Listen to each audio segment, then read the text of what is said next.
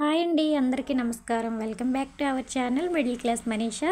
మీరందరూ ఎలా ఉన్నారో నాకు కామెంట్ బాక్స్లో కామెంట్ చేసి చెప్పేయండి. నేను కూడా చాలా బాగున్నాను. మీరందరూ బాగుండాలని నా మనస్ఫూర్తిగా కోరుకుంటున్నాను. కొత్తగా ఎవరైనా మన ఛానల్ చూస్తున్నట్లయితే ప్లీజ్ అండి, దయచేసి మన ఛానల్ సబ్స్క్రైబ్ చేసుకోండి. స్కిప్ చేయకుండా వీడియో మొత్తం చూసి నచ్చినట్లయితే ఒక లైక్ ఇవ్వండి. మీరు ఇచ్చే లైక్ అనేది ఈ వీడియో ఇంకొంతమందికి రీచ్ అవుతుందన్నమాట. అలాగే పక్కనే ఉన్న బెల్ ఐకాన్ ప్రెస్ చేయండి. నేను ఏ వీడియో పెట్టినా మీకు ఇమీడియట్గా నోటిఫికేషన్ వస్తుంది. వీడియోలోకి అయితే వెళ్ళిపోదాము.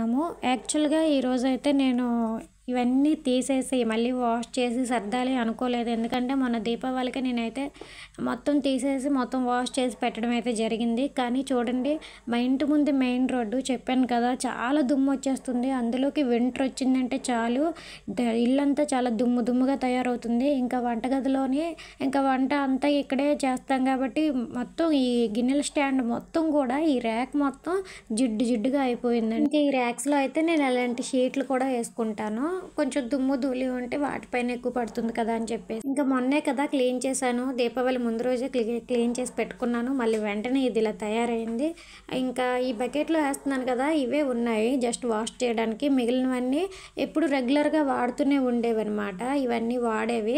సో అవన్నీ బాగానే ఉన్నాయి. కొన్ని మాత్రమే దుమ్ము పెట్టేసి ఉన్నాయని చెప్పేసి ఇంకా అవన్నీ తీసేసి అయితే పక్కన పెట్టుకున్నాను. చూడండి, మొత్తం జిడ్డుగా తయారయ్యింది. ఎంత మనం క్లీన్ చేసి పెట్టుకున్నా కానీ వంటగదిలో ఉన్న గిన్నెల స్టాండ్ అయినా ఇవి చాలా జిడ్డుగా తయారవుతాయండి. అంటే స్టవ్ కానీ స్టవ్ పక్కన ఉన్న కౌంటర్ టాప్ ఇవన్నీ అయితే నేను వెంటనే వంట చేసిన వెంటనే వీటిని అన్నిటినీ క్లీన్ చేస్తాను. అయినా కానీ చాలా జిడ్డుగా తయారవుతాయి. ఎందుకంటే చారు తాలింపు వేస్తాము, కూరలు తాలింపులు వేస్తాం కదా, దానివలన జిడ్డు పట్టేస్తూ ఉంటుంది. ఈ జిడ్డు మరకలు మనకి చాలా ఈజీగా పోవడానికి అయితే ఒక చిన్న టిప్ ఉంది. వీడియో మొత్తం స్కిప్ చేయకుండా చూడండి. ఇంకా నేను కిచెన్ ఆర్గనైజేషన్ అలాగే ఏదైనా కూడా క్లీనింగ్, డీప్ క్లీనింగ్ ఇలాంటివి ఏవైనా ఉన్నప్పుడు మా అబ్బిగాడు స్కూల్కి వెళ్ళిన తర్వాత పెట్టుకుంటానమాట. ఎందుకంటే ఇంకా వాడు ఉన్నాడంటే అంతా చిందరవందరగా చేస్తాడనమాట. ఇంకా అలా అని చెప్పేసి ఈరోజు యాక్చువల్గా సాటర్డే పడింది. సో నేనైతే ఇంట్లో కూరగాయలు కూడా ఏమీ లేవు కదా అని చెప్పేసి సాంబారు, అమ్మమ్మేమో మొన్న కొంచెం వడియాలు పంపించింది. చెప్పాను కదా, నాకు వడియాలు మజ్జిగ మిరపకాయలు అయితే అమ్మమ్మ కానీ తయారు చేపించేసి పంపిస్తూ ఉంటారు. సో ఇక్కడైతే జిడ్డు మరకలు పోవడానికి టిప్ అని చెప్పాను కదా, ఇదిగోండి కొంచెం వాటర్ అయితే తీసుకున్నాను మగ్గులో. ఇది చూస్తున్నారు కదా, కొంచెం వెనిగర్ వేసుకున్నాను. ఆ వాటర్లో కొంచెం వెనిగర్ వేసి అందులో మనం వాడతాం కదా, డైలీ వాడే లిక్విడ్ ఉంటుంది కదా, విమ్ లిక్విడ్ వేసుకున్నాను అన్నమాట. దాన్ని బాగా మిక్స్ చేసేసి ఇక్కడైతే గిన్నెల స్టాండ్ అయితే నేను క్లీన్ చేస్తున్నాను. ఇక్కడ నేను ఒక సాక్స్ అయితే తీసుకున్నాను. స్టీల్ స్క్రబ్ అయితే తీసుకొని వాష్ చేస్తున్నాను.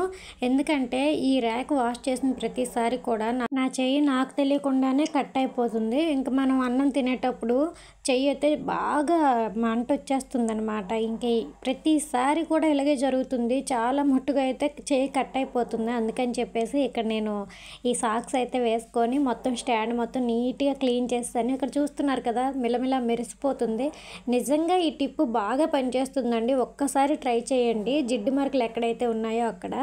అలాగే ఇక్కడ స్టవ్ దగ్గర బర్నర్స్ ఉంటాయి కదా, అవి కూడా నేను ఈ లిక్విడ్లోనే వేసేసాను అనమాట. వెనిగరు, విమ్ లిక్విడ్, కొంచెం వాటర్, ఈ లిక్విడ్ని ప్రిపేర్ చేసుకొని అందులోనే స్టవ్ తాలూకు బర్నర్స్ కూడా వేసేసాను. అలాగే స్టవ్ కూడా క్లీన్ చేస్తున్నాను.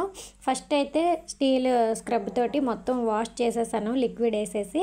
తర్వాత ఏమో ఒక వెట్ క్లాత్ తీసుకొని ఇలా తుడుస్తున్నాను. ఎందుకంటే ఇక్కడ వాటర్ ఏమైనా పడితే అది కిందన పడిపోద్ది అనమాట. మాకు సింక్ లేదని చెప్పాను కదా, అందుకని చెప్పేసి నేను మొత్తం ఇంకా క్లీన్ చేశానంటే మొత్తం 3 క్లాత్లు అయితే వాడతాను ఖచ్చితంగా స్టవ్ క్లీన్ చేసేటప్పుడు. అలాగే స్టవ్ని కూడా కిందకి దించేసి కౌంటర్ టాప్ కూడా క్లీన్ చేసేస్తున్నాను ఇదే లిక్విడ్తో. ఎందుకంటే మొత్తం అంతా జిడ్డుగా అయిపోయింది. ఇక్కడే కదా వంట చేసేది. మొత్తం ఈ కౌంటర్ టాప్ మొత్తం జిడ్డుగా తయారయ్యింది అనిపిస్తుంది అనమాట. చాలా మెస్సీగా అనిపించింది అని చెప్పేసి ఇంకెందుకని మొత్తం అంతా క్లీన్ చేసుకున్నాను.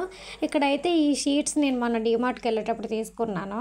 కొన్ని షీట్స్ అయితే వచ్చాయి. ఇంకా స్టవ్ కింద అయితే ఒక షీట్ వేసేసి స్టవ్ అయితే పెట్టేశాను. చెప్పాను కదా, ఇది కార్డ్బోర్డ్ బాక్స్. అందులో అడుగునైతే టిష్యూ పేపర్స్ వేస్తాను కొన్ని.